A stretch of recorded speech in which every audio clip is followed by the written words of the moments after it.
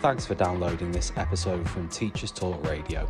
You can find the full schedule and listen back to all our shows at ttradio.org. Enjoy the podcast.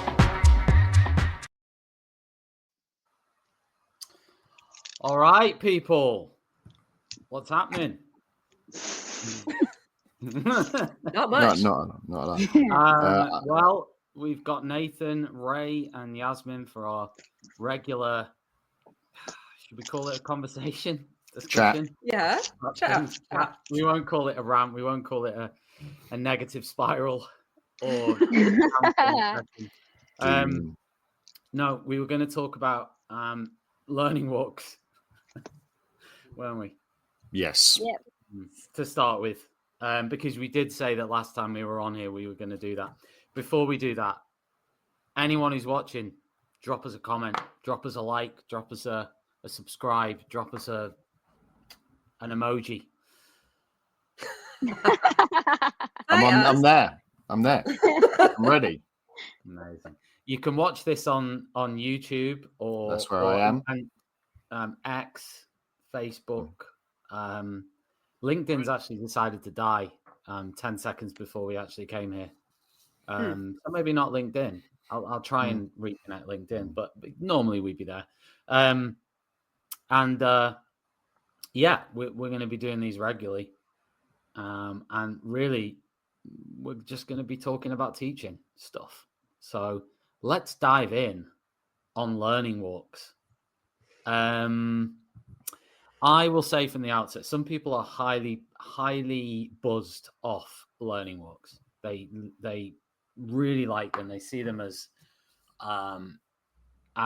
an incredibly powerful tool for professional development, as something that can improve practice. And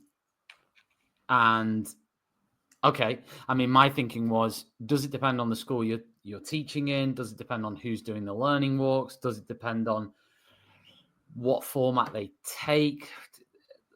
I mean, on most occasions where people are positive about them, they seem to say, well, there's no judgment attached. But I'm that sort of cynical, paranoid person who I just don't believe it. I don't either. I struggle to believe. I'm not saying anything is written down.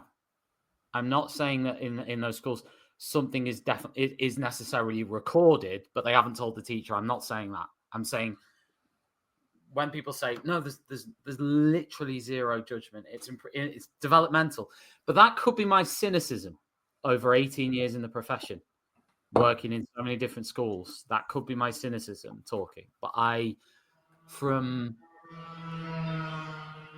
that's me driving away from my upcoming learning walk. The drones observing you. But I struggle to believe that when someone performs a learning walk, there is not any sort of judgment or evaluation going on. Because it's impossible. We're humans. We form judgments. Right, hear me out here. There's always a hierarchy in a learning walk. So even if it's a peer colleague, in their head, they might be the more experienced colleague. Right? Yeah. So I'm not saying that isn't yeah. I mean, there's a hierarchy. It might not be a negative hierarchy, but there is a hierarchy in any sense. There's always a power dynamic at play, and there's always a power dynamic, and that can be intimidating, and that has its own consequences.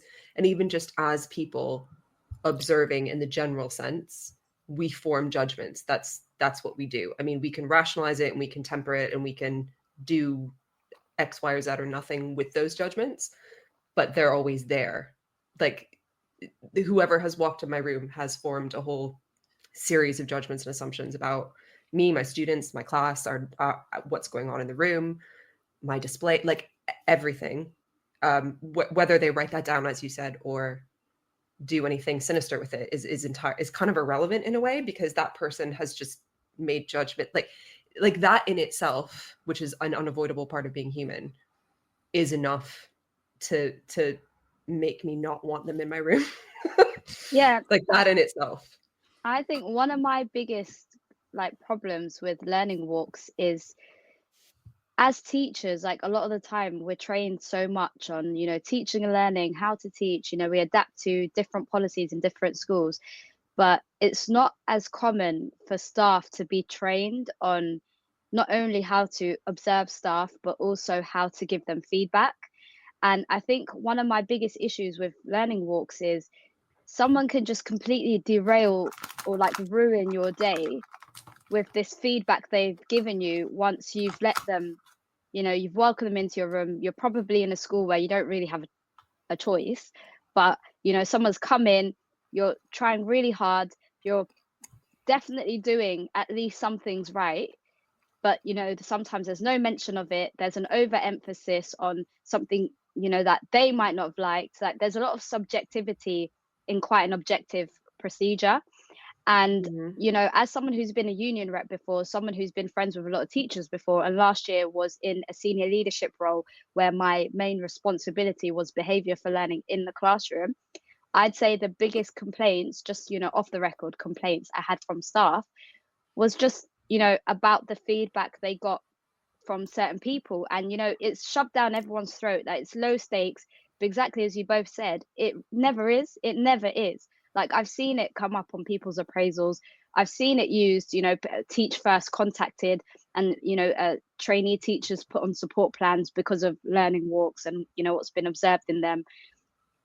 I just think it's really sad how there's an inconsistency in feedback. You can, two people could come to the same lesson and you could get completely different feedback from them. It's not really scrutinized or standardized. It's there's just this constant scrutiny on the teachers, this kind of quality assurance that's constantly placed on classroom teachers, but the same isn't reflected back on the people observing you. And that's one of my biggest issues with it. There's accountability for the person whose lesson you've observed, but there isn't accountability in most cases where someone's actually giving you really unfair feedback. I'm really against the idea of walking into someone's lesson and not having anything good to say about it. And I've actually seen that a lot happen in learning walks, and I've got a huge issue with that. And the fact that also it comes up on appraisals or can be used on your appraisals, or your line manager can put it in your meeting minutes and say, well, so and so observed your lesson and they didn't, in the last learning walk, this was seen, what are you going to do about it? But every time learning walks are introduced in a school, you'll be told, it's low stakes, it's developmental, it's supportive. And actually, I don't think I've ever seen an example where it is. Yeah, for me, it's because they're not learning walks. Exactly. Right? They are not learning walks. Yeah. Somebody has taken, it's, rebranding, performance management to performance development, professional. They're not learning walks. I completely, as a deputy head, as a school leader, when I was back when I had some energy, I loved being around the school, right? And I was just around the school, and any feedback I gave, I was sure that's just my opinion, man. Hey, I really enjoyed that, man. The way you did that, it touched me. You really care about those kids. That's really cool. It's just my opinion. Now, as soon as you take that and try and make it really professional, but that bad kind of professional, not the caring kind of professional where we do our job well, the bad kind of professional where you're a job's worth and you've got a tick sheet, right? And you're going to go in because I'm going to do it because I need to tick this. And you take away all hide behind some matrix of criteria for hey, 1.1 is clear explanations, and actually I need to give you a development point on 1.1 because clear explanations is there. It's not my opinion, it's 1.1. It's an actual thing. It's in the teaching handbook. 1.1 is here. And it takes away that subjectivity and just own it. You liked it, you didn't like it. Oh, I did that lesson. It's not my kind of lesson. I don't like building towers out of marshmallows, but the kids enjoyed it and it seemed to be going well. So well done you. I got no issue with that. Like, and then own it if you do have an issue with it. Hey, like, I was walking down the corridor and heard you shouting at a kid. Like, that's not cool, man. Need a smarter way to teach? Wish your lessons had more impact? Eduflix.com. Stream educational films for teachers and students in or out of the classroom. Keep students engaged. No ads, no distractions. Try it free for 30 days at eduflix.com/try. Use code TTR. Get 50% off all orders made before June 1st. Eduflix.com. This show is brought to you in partnership with John Catt Educational, publishers of professional development books and resources that support great teaching and learning in schools around the world. Don't miss out. Level up your professional development today and visit johncattbookshop.com to explore the full range of titles. Use the code JCTTR2425 for 20% off your order. Like, own it. Like, the hiding behind matrices and lists and checklists and pretending it's like laid back when it clearly isn't laid back. If you're recording your learning walks in any way, it's not like a learning walk for you to just get the vibe of the school, get your feet on the ground, have a knowledge of what's going on, really understand it. It's an observation that you've rebranded a learning walk because you're going to do 3 in a row and keep them under 10 minutes. That's just like stacking observations. And like, I like people being around. I like leadership having their fingers in, you know, and understanding and going, do you know what, actually, I went down the science corridor and man, that is noisy. There's a problem there, isn't there? That's a good thing for leaders to be aware of. Yeah.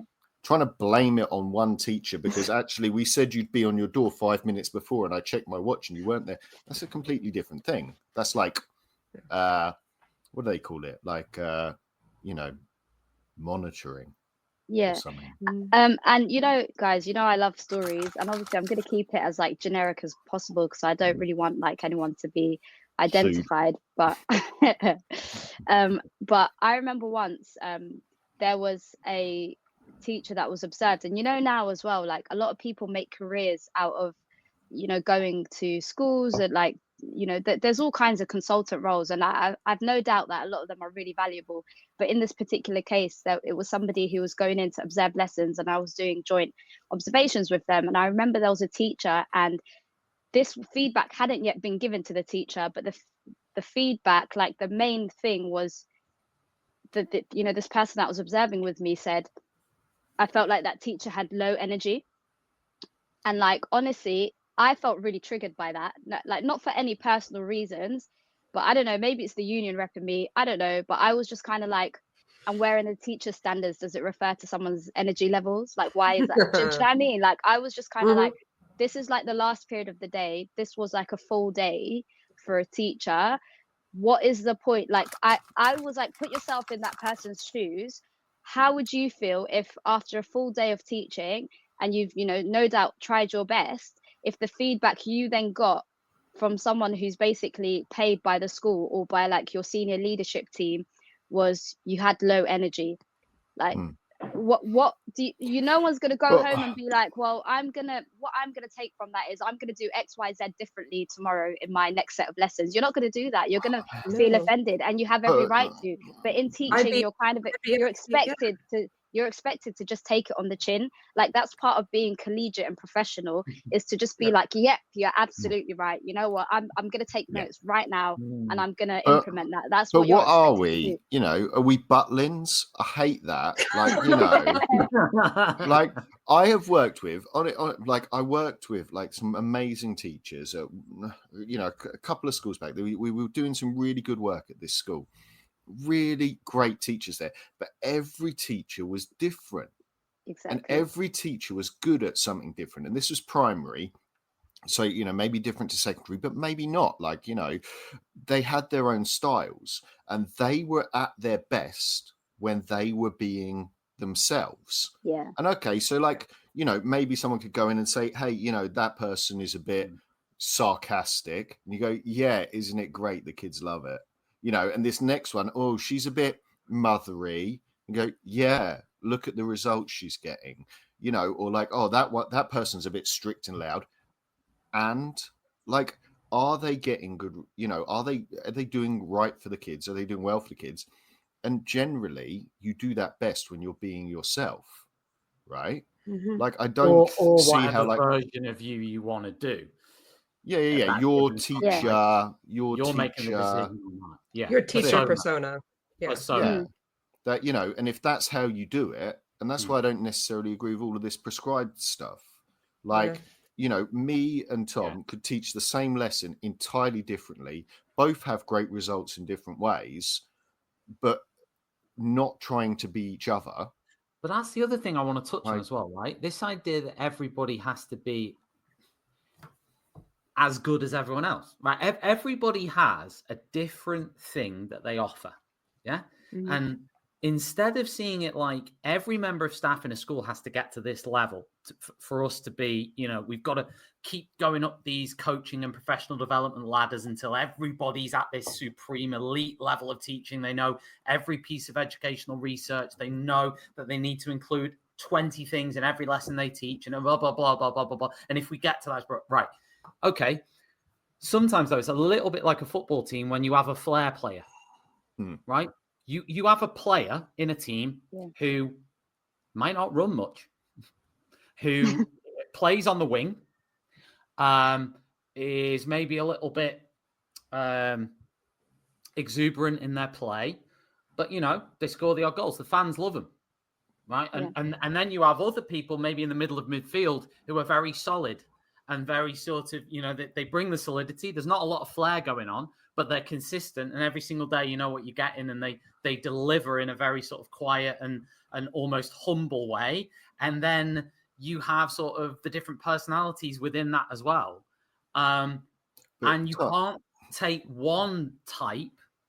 Well, this is what tends to happen now. They look at the type that we think is the best for kids. And that tends to be now certainly the younger, and this is why experienced staff can sometimes fall by the wayside a little bit in this, because it's the young, sleek, corporate, never puts a foot wrong, very, evidence informed, and everything fits into certain boxes. Basically, And Nathan. everything just works all the time, and everything's very sleek. But sometimes when I think of the kids who, when I think of some of the teachers that I've worked with over the years, the ones that have been much loved have been the eccentric ones. But also, Tom, every in your metaphor, every football pundit and every football manager will grade all of those players differently, which is what makes a mockery of the whole thing. Because you can take you can literally, like, my son every single day at the moment is like, who's better, Ronaldo or Messi? Ronaldo or Messi? Every single day he says this to me. And that's the same as grading teachers. Well, it depends what you want. Depends what you like. Depends, what your style is. Who would I buy? Where would I go? But that's very different. And this is where performance management gets it wrong. Is very different to making a judgment and saying one of them is not good, which is what they do to teachers. They turn around and go, you are not a good teacher because I don't think you're a good teacher. And that's not the same thing at all. Like, if I go and play football for Man United and the manager might hate me, I go and play for Liverpool, the manager might love me. I'm still the same player. Right. Can I say, though, can I say to be a little bit of a devil's advocate in this, like performance management and learning walks? Last year, I worked under this great head teacher, and I remember this head teacher, I've always kind of been a cynic of learning walks for so many reasons, and I'll continue to get into them. But she gave me a take that I'd never, or like a perspective I'd never really considered before. So and here, listening to you both there just kind of reminded me. And one thing she said in favor of this kind of prescriptive teaching, because I was in a school where loads of new teaching and learning stuff that had to be kind of the same across the whole school for various, reasons was being rolled out. And one of the things that she said to me was, for a lot of her teaching career, and this was, a really experienced teacher who'd now, moved on to headship, she basically said to me that when she first started teaching, she often just used to think, some teachers are just born good teachers, they're just liked. And she basically was saying that isn't it worth considering that this kind of prescriptive teaching and standardizing so much of the teaching and learning across the whole school can actually help the teachers who, like, by making everything kind of the same in the school, it set the same lesson expectations for children, and so inadvertently helped or like supported the teachers who needed a bit more time to, I don't know, kind of like get there or maybe make improvements for whatever reason. And I'd never really thought of it like that she was basically saying it makes it less sink or swim to have this kind of standardized T&L across the school, because it helps all the teachers, because like the kids come into lessons, they know what they're expecting, they know they're doing the starter straight away. It's less of a struggle. And I actually had never thought of it like that, and I could actually see that happening in the school. That kids were coming into the lessons, and because teachers had the exact same first 15 minutes of their lesson, whatever subject they taught, it was actually improving behavior for learning. It was making life easier for a lot of teachers. And I just thought I'd bring that up, having just listened I mean, to I don't have a problem you. with that. I don't have a problem with that. I just think that, okay, imagine it was 2 out of every 10 or 3 out of every 10 when one particular teacher deviated. As long as that teacher was allowed to deviate, if there was professional trust in what they were doing, then that's fine. But the issue comes when exactly what you've just described, and you basically say it's non-negotiable for everyone, and it's every single lesson we start like this, everyone has to do this. Now, the rationale behind that, I get it, because the uniform consistency and all of that stuff, absolutely, and best practice as well. Like, what is best practice? That's another thing we could discuss. But but let's imagine doing sort of some form of sort of recap retrieval or whatever is deemed to be best practice out of the lesson. Fine, no, completely, I get it. But we've just got to have a bit of space for fun. People hate that word. A little bit of space for a tangent, a little bit of space for somebody to go, I'm feeling a little bit tired today. And I'm going to set a task, which is not necessarily the best for learning, but you know what it's going to do? It's going to help me get through the rest of this day. And then I can restart tomorrow and not feel like I can't do it. And if someone walks in at that time when that's happening, right, sort of with a bit of intelligent accountability and intelligent performance management, they'd look at that and go, I'm not going to take this as what this person deems to be their best and deems to be what should be happening in all of their classes. You haven't asked them for a star, right? You haven't asked them to get the card. You've just looked and gone, oh, that's rubbish, right? And the other issue as well, I think, that comes up here is when you move up the chain and because I moved up and then I just sacked it off and moved down. But I moved up, and as I was going up, so from TLR holder to head of department to assistant head. Well, obviously you spend less time in the classroom, but also you've got to watch yourself as a person, because I'm sorry, it may give you the idea that you are better as a teacher than other people. Now, who knows? But it might give you a mentality that you are starting from a place where you are better. And the moment you do that with a teacher and see something they're doing or see a lesson or see something, and you're coming at it from the mentality, I'm just better, I'm on another level. And therefore, even though I'm being very objective and lovely and coachy and nice and everything, but if you're coming at it from that perspective of like, fundamentally, I know I'm better. Do you understand my point? Yeah, totally. And as you move up, I think there's that danger that you almost want to feel that as well, because all humans want to feel like they're. But it's a bit, yeah.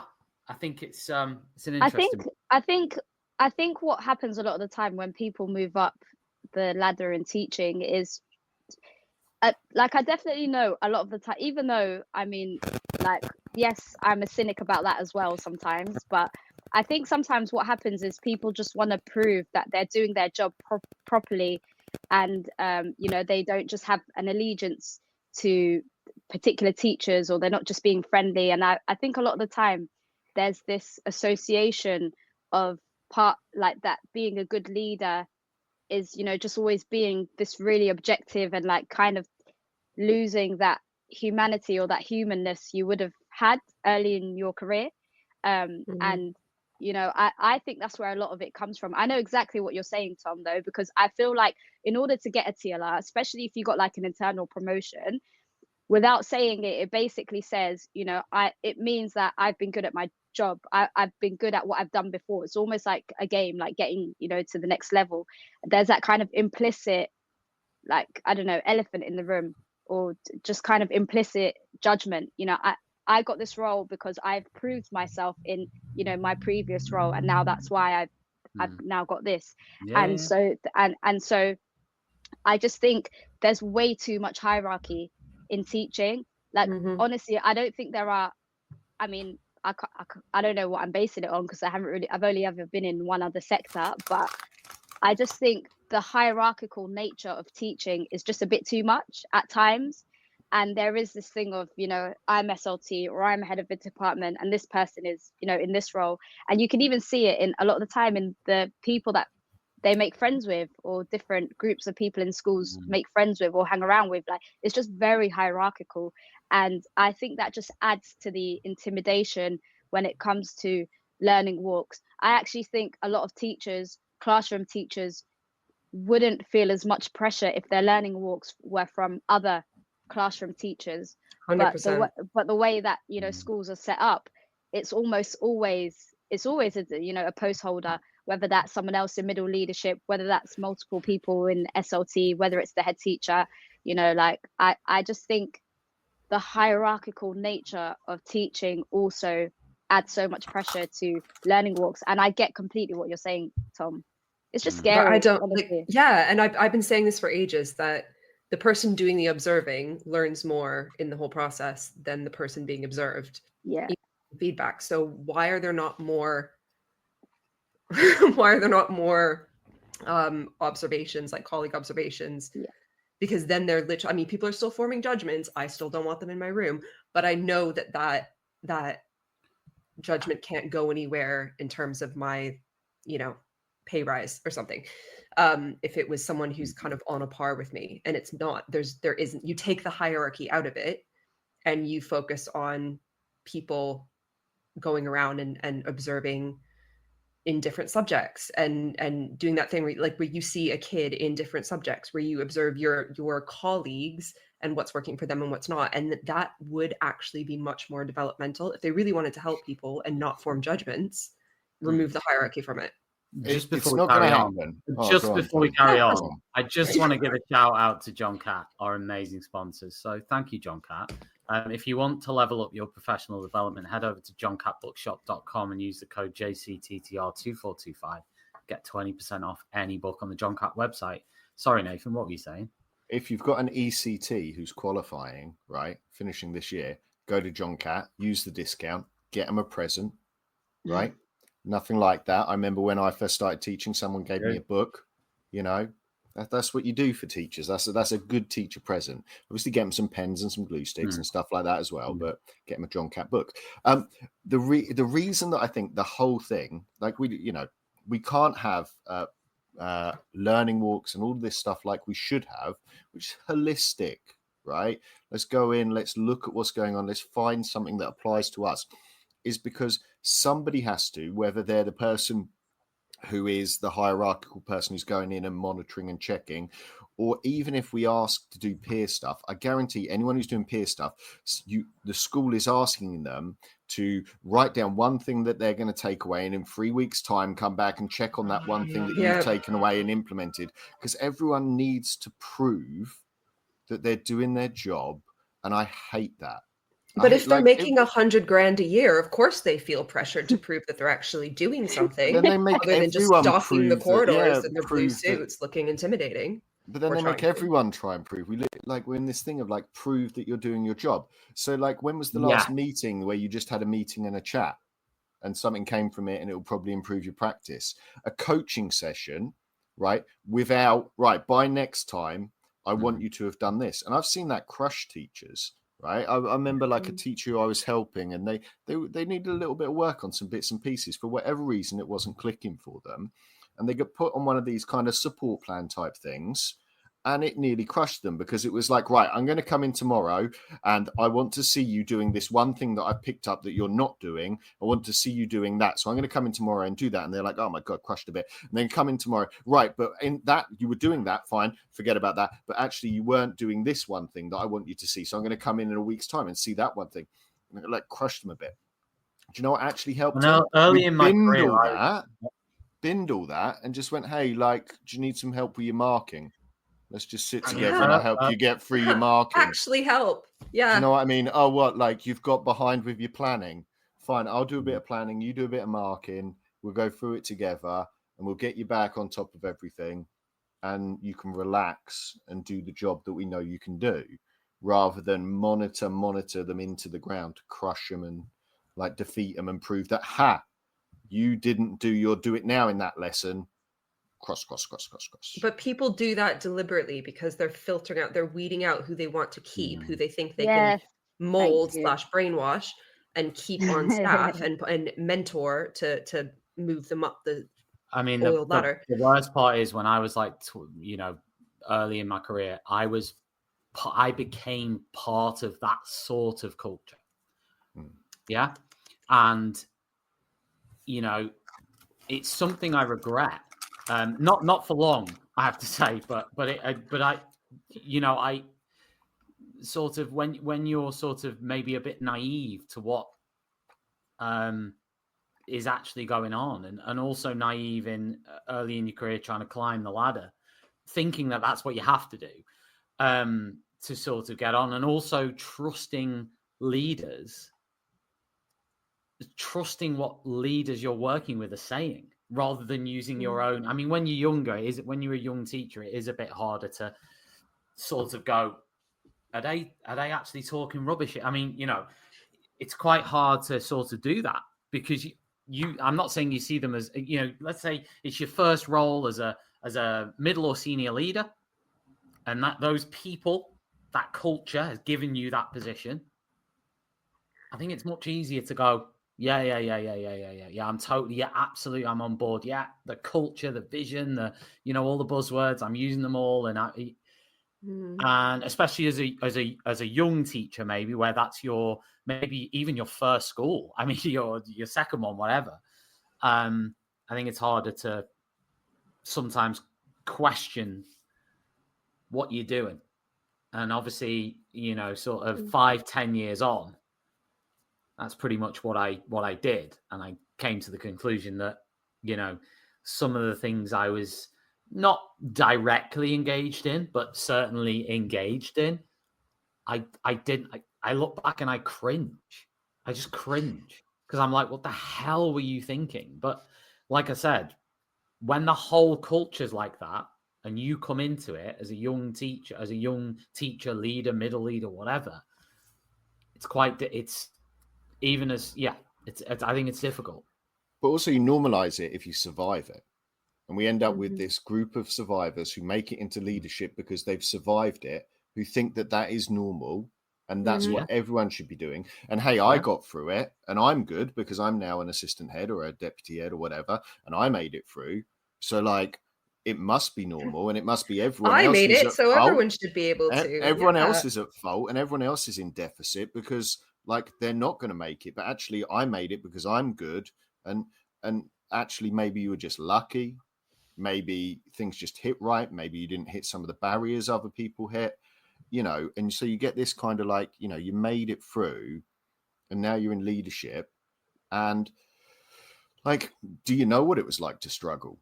But if we talk a little bit about those barriers as well, I just think there's like such a thin line between like success and everything else, like, incompetence, or you just haven't survived, whatever, because and I think that's why leadership sometimes favors like young male teachers, because like you could have young kids, you could have a disability, you could be a carer, you could have any, like, everyone is like one crisis, not saying having kids is a crisis, but you know, like you could just be like one crisis or like one emergency or one extra change in your home life away from still really caring about school, still prioritizing it, still trying your best every day, still always thinking about the kids, you know, but not being able to make it, you know, like live and breathe teaching, you know, not be able to do really late nights every night, not be able to come in on Saturday interventions or whatever because of your other priorities at home.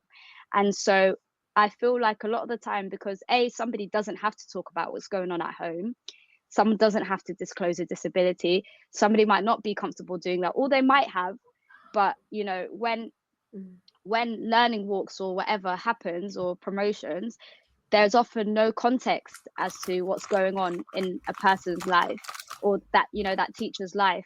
It's just, you know, this quick cursory assessment. And you know, I do feel like learning walks even really influence whether or not you're promoted in a school, exactly as Ray said. You know, they're trying to decide who they want to keep, and most importantly, who they don't want to keep.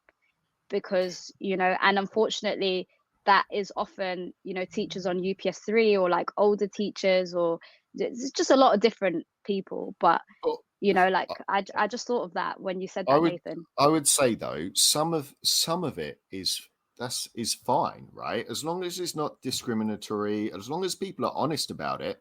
There might be a certain style of school people are going for. There might be a certain way that people are going for. It might be that you just don't fit. And the thing that gets me most is people using some kind of criteria or some kind of falsified observation, right? Because it's not like, it is an observation, but pretending it's not just an opinion, to make people think that they are not good teachers, when in fact, they're just not right for this school, right? And if we go back to the football metaphor, you know, you could get a striker and he's just not clicking with your midfield, and he's, you know, it's just not how we play the game here. You know, we're a bit more defensive as a team. You know, look, we're going to help you out. What do you think? Are you enjoying it here? Do you like it? Well, it turns out they don't enjoy it here anyway. Yeah. Look, let's help you, you know, build up your portfolio. We'll help you look around, see some schools that maybe you do like, you don't like, and let's support you through that, rather than the option that sometimes schools do, some schools, which is label them up as not being sufficient, label them up as failing, and probably kick them out of the profession, either saying they're not good enough to be teachers, or through the damage and emotional turmoil they go through by having to do it, that they leave the profession, when in fact, you know, hey, like, you could have gone to the school down the road and they would have loved you. And I think that's owning literally what happened to me. The exact thing that like, I've had that exact experience before, like genuinely, like left and went to a school literally up the road, and you know, had an amazing time there. And you know, just listening to you say that, Nathan, like I've been through that. And I know you said, you know, so long as it isn't discriminatory. I mean, in my case, it was discrimination, but I also wasn't the only person it was happening to. I actually feel like I was lucky to have had a medical condition that meant, you know, it was something I could take further, because there are countless teachers across countless schools who've probably gone through the exact same thing as me, but, you know, because they just can't substantiate it or prove it, you know, based on a protected characteristic, it just kind of goes nowhere, and they just have to carry that whether they leave the profession or not. But like I've been through that, and like I think that's why I care so much about the feedback teachers get, and why I've always been very considerate in the feedback that I give teachers. You know, it's been my job to observe teachers every single week, and I can genuinely say that I've never had, I mean, they probably wouldn't come to me to complain if they had an issue, but I think I could safely say that I've never upset a teacher with the feedback that I've given them, no matter what I've had to say, because I've always put thought into it and just reminded myself of, you know, my NQT year and what kind of feedback would I have wanted and what would I have like benefited from. But I've absolutely been in a position where, you know, I've had like learning walks and observations just ramped up. Like I'll never forget once when our head of department just left on like no notice on like a Monday, and I was in like my second term of teaching, and the very next day, period 1, I got given a new timetable, and I had inherited that head of department's year 11 triple set 1 class, and I happily took it on. Like, I did well at school. I knew the science. I wasn't experienced, but I knew I could teach it. And it was my first lesson with that class, and there was an assistant head that decided to come in unannounced and observe me. And I was teaching, I'll never forget it, I was actually teaching cystic fibrosis, and afterwards this assistant head wanted to give me feedback, and the first thing he said is, I'll start with saying, I know this is deeply personal for you, and I just want to mention that. And I was like, why? Like, I just didn't know why. And he was like, because you have CF, as in cystic fibrosis. And I was like, no, I don't. Like, I have MS. I was like newly diagnosed with MS at the time. And I was like, no, I have MS. And then he just went, anyway. And then he was like, do you think that was a good or bad lesson? And I was just like I've never forgot it. I teach cystic fibrosis every year, and I always think back to that. And I just think to myself, yeah, like this, like, I sometimes make a joke. Obviously, I've never told kids about this, but like, I'll sometimes be like, guys, this is a really important like topic to me. I'm teaching you about cystic fibrosis today or whatever. But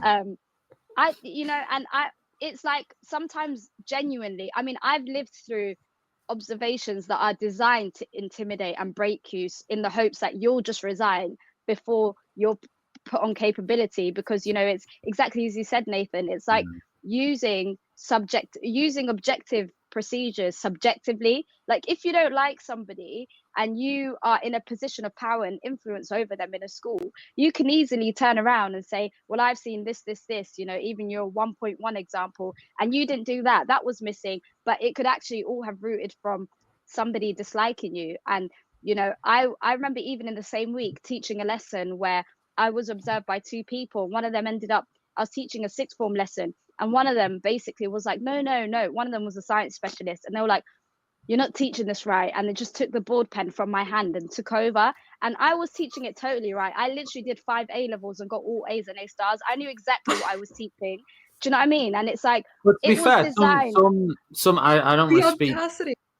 No, but I don't want to speak nerve, for this guy because he's not here. But there are consultants out there who do think that's the best way. Who their approach is to sort of interrupt you, team teach, as in, I'm going to take the lesson now. You stand there and watch what I do and how I do it. Well, I'm sorry. Again, here's my little thing with this.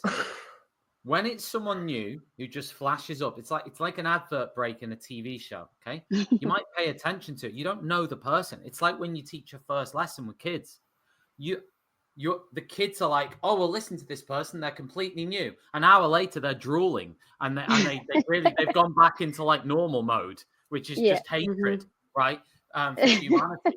But in that sort of 10-15 minute snippet, this guy's a god. Yeah, got him. This guy's a god. He's like, see, you would have did that. I've team taught it for you. I'm going to check out now. Bye. I'll catch you later for some feedback on how much better what I did than what you were doing is. And I've seen people do that. Thankfully, not in my lesson, but I've seen an assistant head do that exact thing with someone, but not even. I don't even think that person had the gumption to say, "You're teaching this wrong." Literally snatched the board pen and then left. And then as soon as they left, I started laughing, and then the kids started laughing. And like, I still had them on side. Like, thankfully, the kids, they were really nice to me. Like, so they were. I feel, but I did think, especially given the nature of that school, it was the kind of school where kids are like customers, and if they're like, this teacher's not helping me get to Oxbridge, like it was taken seriously, and that teacher would be in massive trouble. But like, the kids were still on side. But then I left. Well, I mean, they eventually put me on capability with all this evidence that I'd never seen. And obviously, I feel like everyone knows how that ended. But like, I went to a school like shares a catchment with that school, and had like the best 3 years. I think. I mean, here and there, I was observed, but it did genuinely feel low stakes. It did feel supportive. I was allowed to be myself. I was like thriving. Had great results. Like, I had such a good time there. I just felt like myself at all times, and I would constantly think about the difference. Like, these were two schools right next to each other. Had an awful time in one, like an almost career ending, like practically a career ending experience in the first. And in the second, here I was being praised for the exact same stuff. But in fairness, it does also come back to what Nathan said in terms of the fit of the school, because, again, I hate to keep using the football analogy, guys, but we started, so we'll finish. But there's players who I can think of who were absolutely appalling at one club, then went to another club. Suddenly they started scoring like 30 goals a season. And you're like, you were rubbish for like 5 years. And now you've just gone somewhere else and you're amazing, because they're given confidence by whoever it is, the manager, the fans, the club might be a slightly lower level club. So they fit in better at that level of football than maybe the level they were at before. So there's lots of mitigating factors, but for whatever reason, true. But where do we draw that line? Because but this is coming back to my point. I went to a school where I'd had probably when I think about where I'm at, I'd had probably like maybe 3 schools out of 4 had been good schools for me at this point. So I'd built up a bank of, I'm all right at this. I'm okay at this. I can do it. But then I went into an environment where I just didn't feel, like you say, I didn't feel I could be myself. I felt like it just wasn't working. It wasn't clicking. I felt like people didn't like me. I felt like even some of the kids didn't like me, and maybe there was a staff element behind that as well. I mean, it was a very unique situation here. It was a very sort of wild west situation, but basically it does over a few months, right? Because I was there for about 6 or 7. Over a few months, you do start questioning yourself and going, actually, is it me? And actually, have I degraded as a teacher? Have I become less competent as a teacher? Am I not cut out for it anymore? All these, and this is what happens to experienced teachers. That's why so many experienced teachers leave, because they might end up in a situation where they feel that what they've always done isn't good enough anymore. And it's like, well, hang on a minute, right? Things change, things change. What's the latest trends? I'm sure if we said, what are the latest trends? We could probably name 3 or 4 right now. They didn't exist 10 years ago. They haven't degraded as teachers. They haven't become less. Now, it might be that you see the counter argument to that would be that some will happily sit there, 30-year-old sort of assistant principals and say, yeah, but times change. They need to move with the times and they need to develop. But these people are much loved teachers who've been there for 30 years in some cases, 35 years. Now, what they do might not be perfect, but they've never claimed it is. They've never sat there and said, I'm the perfect article. All they've done is consistently turn up and do what they do. Now, listen, everyone's going to have an opinion on how good that is from a teaching perspective. Is it above decent? It is. Right, I'm sorry, it usually probably is above decent. So therefore, it's then about, right, well, how far above decent is it? And then you start to get into, you're not good enough anymore. I think sometimes, go on. Sorry, that was a rant. Yeah, no, I think the bit that's missing so far, right, is sustainably good, right? Sustainably good, because we've talked about these advisors coming in, and do you know what, I could be an absolutely shit hot teacher for 15 minutes a day on a grand a day, right? I would be on point, right? But I'm doing it 5 hours a day more, but I'm doing 6 hours a day. I'm doing it 6 hours a day, and I'm doing it long terms, hard conditions, right? Yeah. And that's when I'm doing it. And sometimes it's just good enough. But actually, do you know what? If I can do that good enough on those kind of hours, then for me, that makes me bloody amazing, because I'm doing it, right? you know, 100%. and that's where, you know, the assistant head's coming in and being like, oh yeah, actually this is the new way we do it. Right, mate, where are you going to be in 20 years time? Because if you're still doing it, great. But if you're out of the classroom being an advisor, or if you've completely given up and moved jobs, you know, there has to be at some point a consideration of what is sustainably good enough. You know, what is that? My head of department, one of the best bosses on any level in any job I've ever had. She said so many important things to me, and one of them, when I was just going off about like, what am I doing in this lesson, and this, like, the tech in the school wasn't working because it never did, and something wasn't printing, and I was just having a meltdown because I'd had too much on. I was like, massive flap. And she literally just grabbed me by the shoulders and was like, some days are about survival. Just survive. Do this worksheet. Tell them to sit down, shut up, and get on with it. And if they don't, just survive.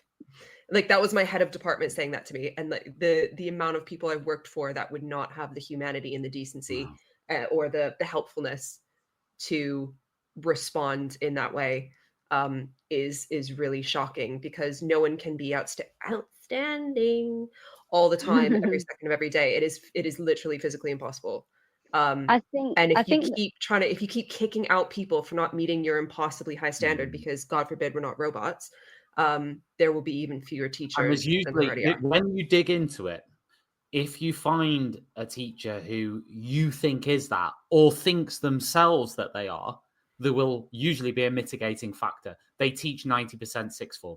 I'm not saying teaching sixth form is easy, but I'm just saying you can search for the mitigating factor. He's part-time, like I am.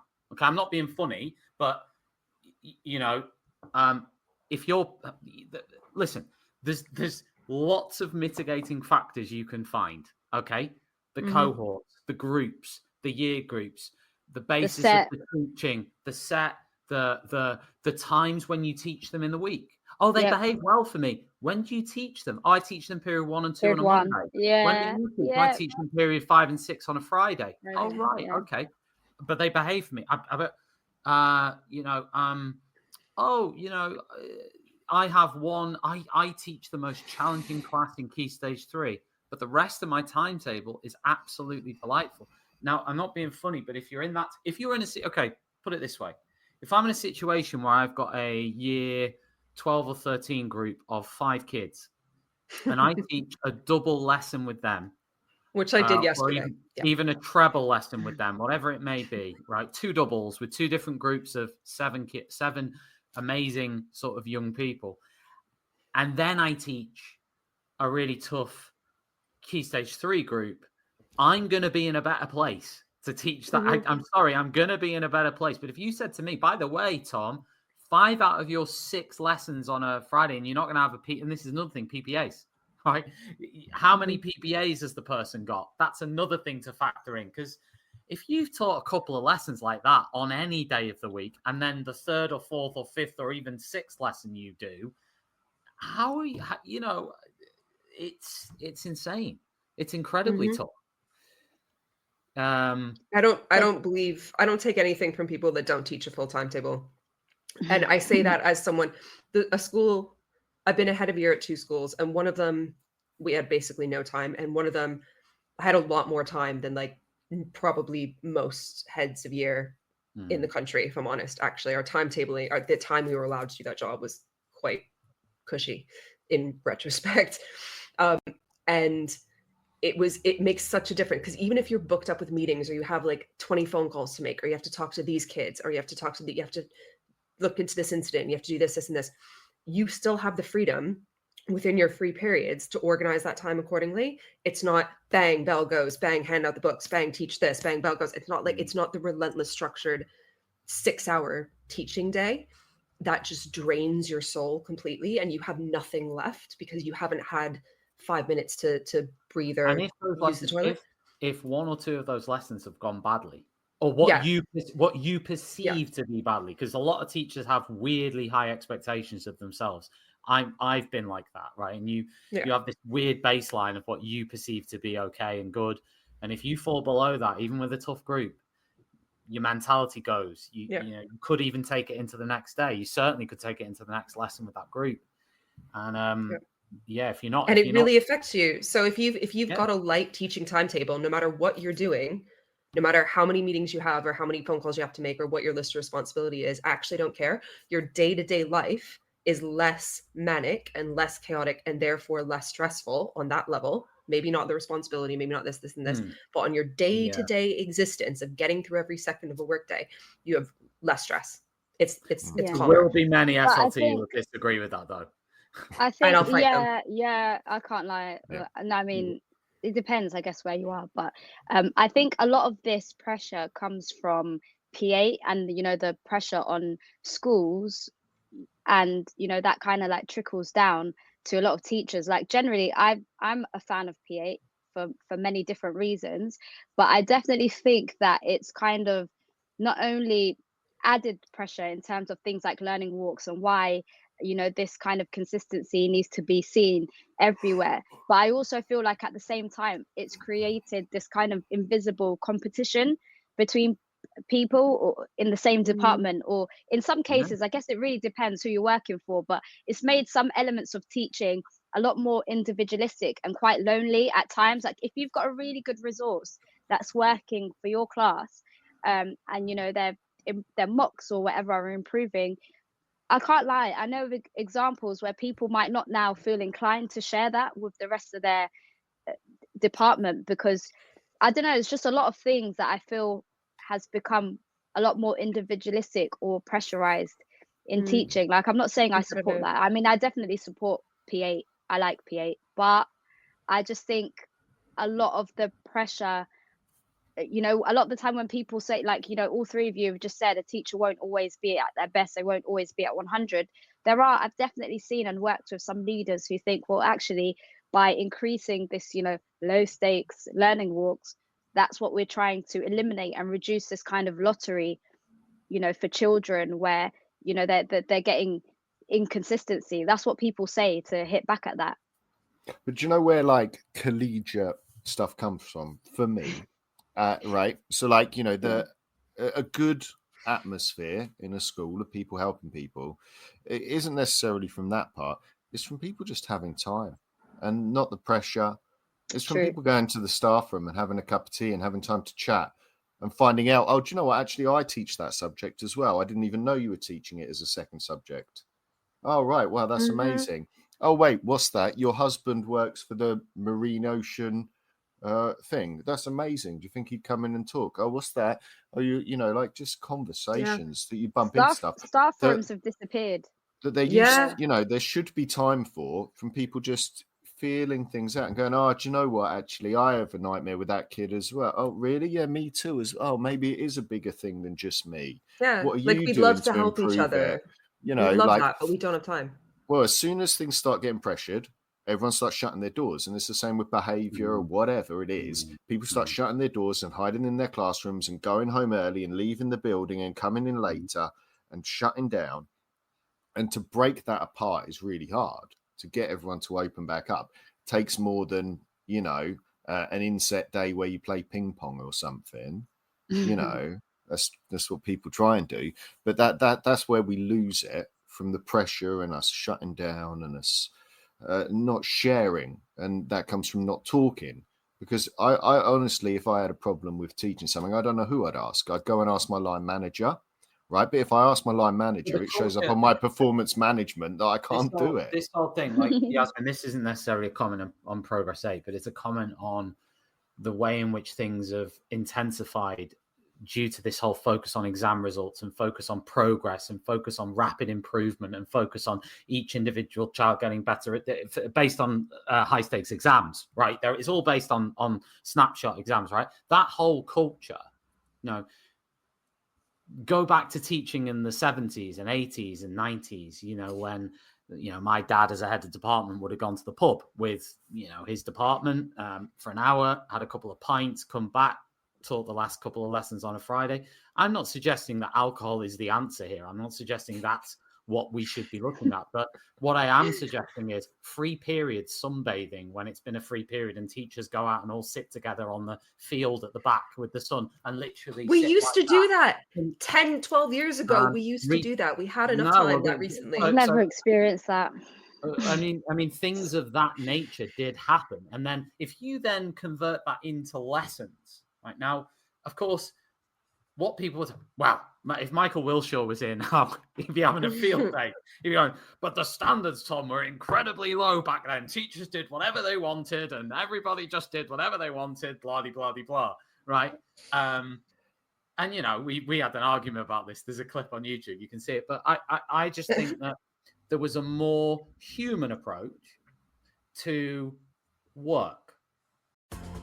Need a smarter way to teach? Wish your lessons had more impact? Eduflix.com. Stream educational films for teachers and students in or out of the classroom. Keep students engaged. No ads. No distractions. Try it free for 30 days at eduflix.com/try. Use code TTR.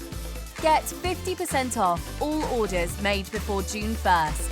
Eduflix.com. This show is brought to you in partnership with John Catt Educational, publishers of professional development books and resources that support great teaching and learning in schools around the world. Don't miss out. Level up your professional development today and visit johncattbookshop.com to explore the full range of titles. Use the code JCTTR2425 for 20% off your order.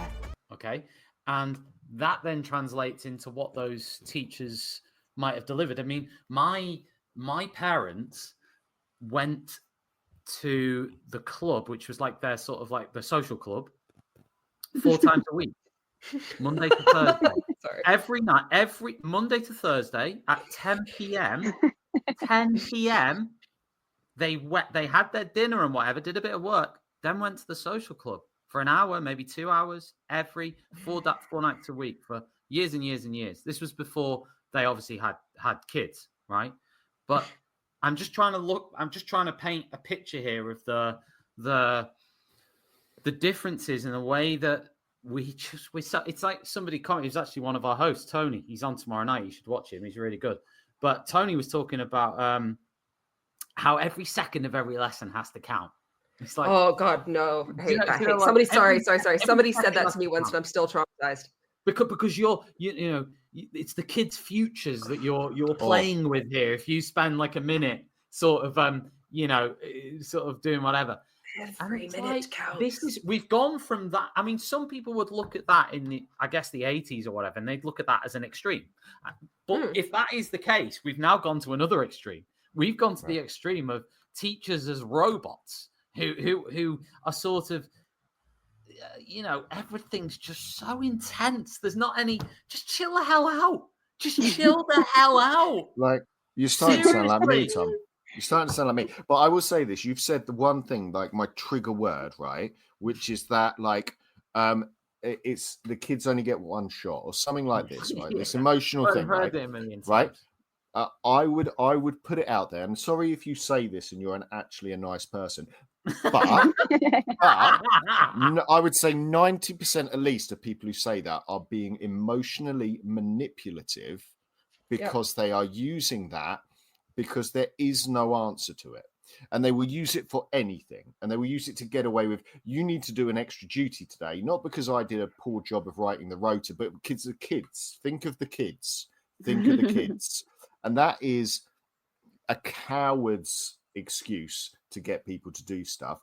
In some ways, it's true. And I do agree with that. I'm not saying the kids don't get one shot or anything like that, or that the kids' education isn't important. All of those things are true.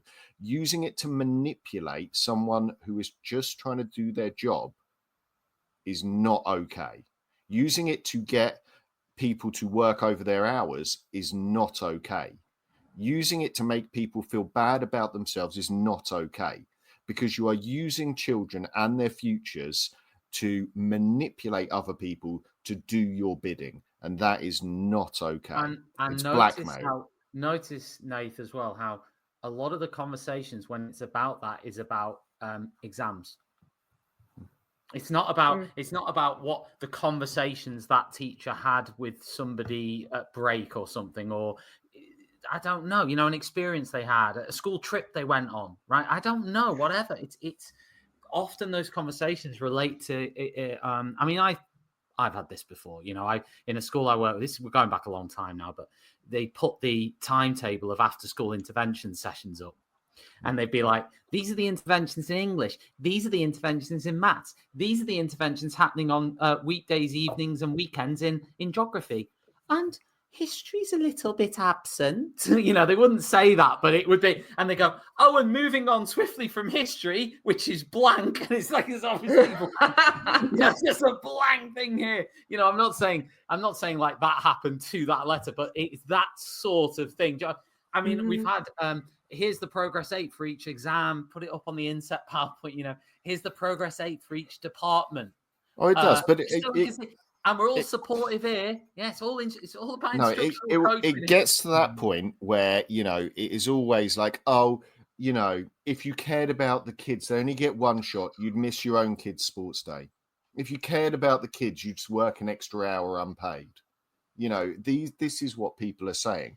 When reality, you know, if you cared about the kids, we'd be dealing with systemic issues around funding and early intervention. That's what we would be doing. Tom, can you finish my sentence? This show is brought to you by John Catt. Leaders in professional development learning around the world, globally. And if you want to check out John Catt Bookshop, please head to johncattbookshop.com. Grab yourself an unedified amount of professional development books. And by the way, there are hugely amazing authors on there who do exactly what we're talking about. You know, there are people out there who aren't idiots, let's be honest. And many of them are John Catt authors. Don't do it like this. Get yourself a book and do it well. Right? Come on. For God's sake, it's not hard. There's 20% off. Question to you guys. Would you say there is anything good about learning walks? I love learning We've walks. just done that for an hour. Oh, anything good about them? I love learning walks. I love actual learning walks. I don't like them when they're pretend observations. Okay. I love the idea of the head teacher being around, of dipping into lessons, saying hi to everyone in the morning. Hi, you're doing your photocopying. Great to see you. How was your weekend? Walking down the corridor, just sticking my head in to say, well done. You know, saw those results, Mr. Rogers. Great stuff with your history. Pop along to the next one. Hi, geographers, colouring in. Based on my teaching, you know. Trust me. But like, you know, that's a learning walk for me. Keeping your fingers in, you know. One of the things that I mean, for me, okay. A question for everyone: when someone else is in your room, be completely honest. When someone else, it doesn't matter who it is. You can pick. It can be a Bezzy mate. Doesn't matter. Pick it. Right. It can be a senior leader. It can be a consultant that you don't even know. It can be an Ofsted inspector. It can be your best mate in the department. It can be your best mate who's not even a teacher, right? Who's coming to visit you. Pick anybody you want. Are you genuinely 100% going to behave and do exactly what you would do if they were not there? Never. But that's like, isn't it called like Foucault's self-surveillance theory, that if there are just ever a pair of eyes. But there's another. No, I should remember this. I have a sociology degree.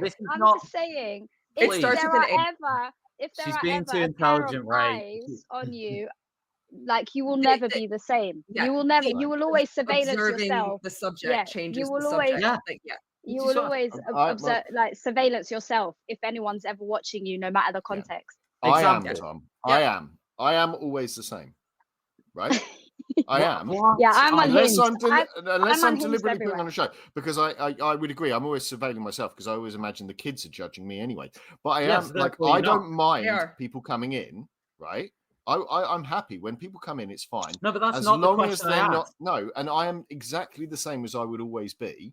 No, right? but you can't be the point. Right. Okay. I like to think I am. I like to think I sometimes am when I'm in a school that's not evil. But I get nervous. It makes me, because I've had such negative experiences about it. Yeah. Trauma. Like genuine trauma. Yeah. All an adult has to do is walk in the door and like everything is heightened. Like I'm sweating suddenly out of nowhere. And it could be my best friend in the department. Like it doesn't matter who it is. I'll give you an example when, just to qualify what I've said, maybe, and this is a maybe, let's imagine that Ray is in my school and Ray doesn't knock on my door, but just walks to the back of the room to get some books that she left in the room. And she hovers for a minute trying to find these books. And then she takes the books and leaves. Will I change what I'm doing for that? I would like to think not. But if we're moving into the realm of, I'll give you an example, humor. Okay. Do you second guess and second think sort of the way you interact with the kids in your normal rapport because there's someone else in the room? Doesn't matter who it is. Yeah, Sometimes. like honestly, like with me, when it comes to anyone observing me, I feel like the first thing I think about is this somebody that makes me feel safe? Like I always think this whilst in the middle of teaching. Is this yeah. someone I feel safe around or is it not? It is literally always that black and white. You're either somebody that I feel safe around because I've had positive experiences with you, I trust you, or you're somebody that I don't. Unfortunately, most people fall into the don't category. I'll be so honest with you, or I'll try to, force myself to trust them or, but like, so if I'm being observed by somebody that I feel safe around, I feel like has good intentions with me, again, it does come from trauma. I completely relate to what you're saying, Ray. Then, yeah, I will still be surveillancing myself to some degree, but like, I will probably not go home and panic and like lose sleep over it. But then if you're somebody I don't feel safe around, it can genuinely eat away at me, especially the longer it takes to get that feedback. And like sometimes even so that I don't feel like I'm going mad, I might even tell myself, you know what, just prepare for the worst and then just be, pleasantly surprised when it isn't as bad as you made out. I do get what Nathan's saying in terms of, I think when you reach maybe certain experience levels, like what you were saying, Ray, at the beginning of like, you care less, right? So maybe there's that, but equally, it's not about caring for me though. Mine is from present. trauma. Mine is from like whenever I walk into. Last year. It was literally my job to observe people. I was observing people almost every day, and one thing like it was part of my job. Like I can't even say that. I had to. Okay, but like. Wait. I've got my Anyway. Here. One thing. Anytime I've like observed somebody. Yeah. One thing people do, like to just show you that it is self-surveillance, they will always stand up. Like people will get up, like, well, at least in the school that I was in. People and it's not because of me, I swear. You not know, but some schools you're not supposed to start at a desk. People stand up. Yeah. Like but it wasn't I don't think it was a policy in our school. I can't remember, but I don't think there was a policy that you had to be stood up. You had to circulate or whatever, but like I don't think it said black and white that you had to always be standing, but people like when you walk into their room will stand up, when you walk into their lesson and that says enough about self-surveillance. So the bit that where I think I am different, right, Tom, and there is the experience thing and there is like I'm fairly secure, but also there's this element of being safe. So when I think about people coming out in and out of my rooms, I have TAs and support staff constantly coming in and out of my room. Lesson 2 today, my co-teacher came in and out of my room like 3 or 4 times. But that's different. I see right? That's different. And also I have people coming over a lot, right?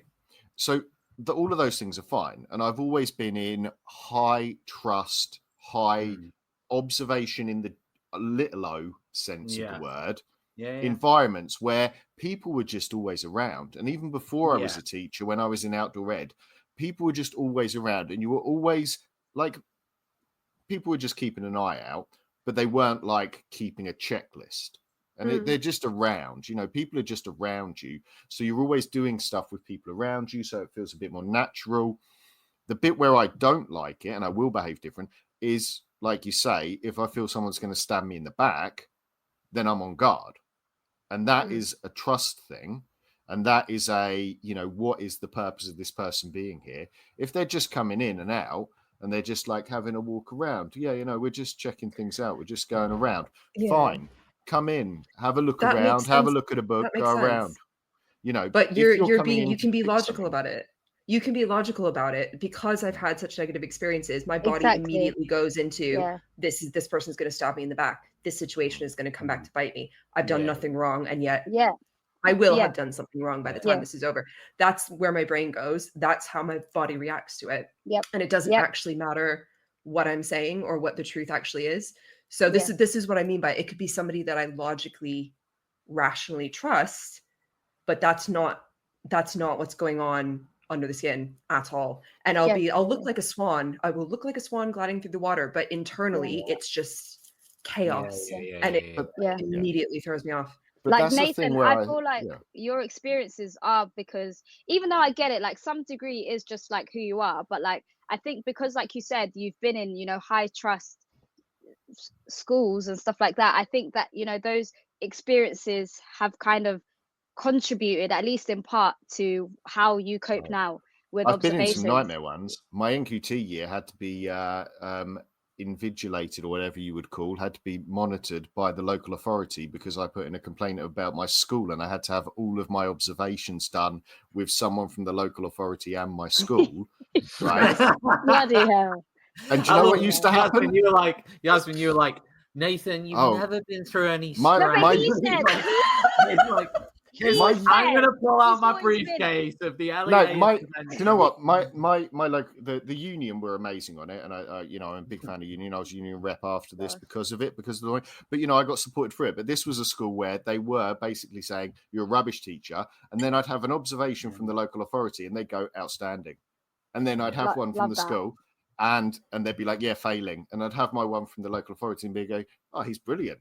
And like to prove it then, I left that school, moved somewhere else, got a job at a different school, and within a few years was a deputy head. From NQT to deputy head in I think I did it in 4 years or something, right?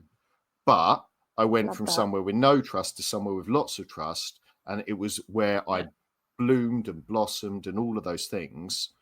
But the thing that I think Ro was saying is really important too is people go into schools, and I've done this. I was one of those people who got dropped into a school to help improve it. You know, I got seconded in as a deputy head, and we had to take on board that everyone there had been through what is a really traumatic experience, being downgraded in Ofsted. Literally, some people have come in and told you you're rubbish at your job, and you've probably been through some really bad performance management cycles where people have told you you're rubbish, you know. And actually then to be the next person going in, and this is where it's really hard, and we have to accept that everyone's a human when we're observing them, is you don't know that. Like I start off as a new assistant head at Ray's school, coming, I'm going to do my first round of observations, just pop in, hey, how's it going, with my, you know, laissez-faire attitude. And like, Ray, I want to know how you would react to Nathan being dropped and parachuted into your school with his surfboard and his sort of I would really appreciate just sort of stay out of my classroom. But like that's fine. Like I'm fine with that, right? And that's one of the things where, you know, we talked about hierarchy and stuff and it not needed. Like that's fine. Like, right, if you really hate that, say that to your boss. I have no issue with someone saying that to me, saying, look, Nathan, I hate it when you just rock up at class with your ukulele and interrupt my maths lesson. It drives me crazy. Can you just not do that? But let's be honest with people, rather than trying to show off to our bosses. And getting a box. Here's the thing, right? For me personally, and this is something I've thought about on and off over the last few years, is in some ways, and this is sort of a really like weird, bizarre flip from what I've just been saying. In some ways, it would be better to just record me teaching every single lesson in its entirety for the whole year. If you're going to judge, set up some cameras in the classroom and a mic, and just leave them on for the entirety of every lesson I teach over the year. Have you ever done the filming, Tom? Have you ever done that? You know, like the other companies exist, but I remember I used Iris Connect. I've done that. We had the box and everything. Have you ever done that? I've not. I've done it only like at the start of my career. I haven't done it since. But I remember it does sort of. Yeah, I couldn't watch it back now. I mean, it's in 2008. I look like I'm 12 years Yeah, old. it was. I mean, Yeah, I look I remember- younger than the kids I'm teaching, and I'm trying to act like all adult and everything. Like, oh, you're in year 9 and I'm 23, so respect me. Yeah, in like 2012 or 2013, I feel like it was, my school at the time tried to bring it in, and the assistant head, she was an assistant head for teaching and learning. And I actually have immense personal and professional respect for this woman, but this took it down a few notches, the way she was really trying to get us to use these things. And I was like, over my dead body, like, you can kill me, put me in the classroom, and then turn the camera on. There's no way you're ever going to get me recording a lesson, let alone watching it back. I would rather melt into a puddle. No. I volunteered for that last year. The school I was at wanted like a bank of like teaching and learning videos, and there's another one of my watchwords. A bank of resources. Yeah, I just thought, you know what, I will just volunteer. Like, it was a head teacher that I really liked, and like I thought, let me just be, like, supportive of the school. They came to my lesson, they filmed a bit. Honestly, I could never watch that video. I actually asked to know if it was going to be played in briefing so that I wouldn't show up. I just honestly didn't want to see myself, but it was, I think, put on, like, we all had like Step Lab accounts, so I think it was put up on there. But I just thought, if I volunteer as like someone who's part of the senior leadership team, then I don't know, maybe it will encourage teachers to volunteer. And even there was even something I did wrong.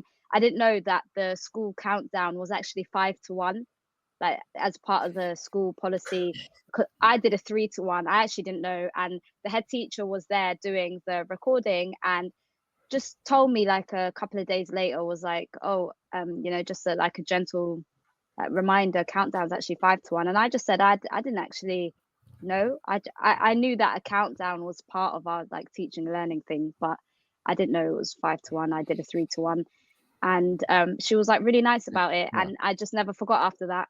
I always did a 5-1, but it ruined the lesson. Chaos had erupted because you'd missed out 2 numbers. Some kids didn't get it. I guess, but like, it's like, anyway. I was part of that like last year, and I don't know. It was just me trying to challenge myself. I find stuff like that so cringe. I don't think I've ever learned anything from like watching. So I find it really distracting. I feel like I'm focused on the wrong thing when I'm watching someone's lesson. I don't know. I just focus on the wrong thing. I'm like looking at the kids. I'm like looking at the displays. I'm like speculating about whether or not they actually rehearsed it. I don't mean my own school, but I mean like when you're shown like generic ones. But I don't know. I just thought I'd challenge myself. But good on you. It's a brave thing. I think the best thing for schools to do in anything is to just trust your staff, and to respect that they're professionals, they're experts in their own subjects. And I think if you like encourage the best in people, you'll get the best out of them. And it might not necessarily look like your script. And generally speaking, teachers are really supportive of their students. They're really supportive of the overall staff body. They're generally supportive of leadership. They want the school to succeed. Do you know what I mean? Like, you already have so many teachers on side at all times, and I just think taking the time out to thank people, taking the time out to credit people, taking the time out to just let teachers feel like the experts in their subject goes a really long way in any subject in a school. And I just wish that all of this stuff in teaching would just consider that more. Guys, we've run out of time, but it was wonderful. I don't feel like we actually got really any conclusions or answers on anything we've talked about. I feel like as is teaching. Yeah. Maybe there isn't an answer, right? Anyway, we'll be back again soon for more of this. More teacher talk, let's call it that, on Teacher Talk Radio. So thanks very much, everyone, for tuning in. Make sure you give us a like and a subscribe wherever you are watching us. And and thanks to John Catt one more time for sponsoring the show. Buy a book, learn something. There you go. And we will see you again very soon. Cheers all. You've been listening to Teachers Talk Radio. Tune in live and listen back at ttradio.org. We look forward to hearing from you next time on Teachers Talk Radio.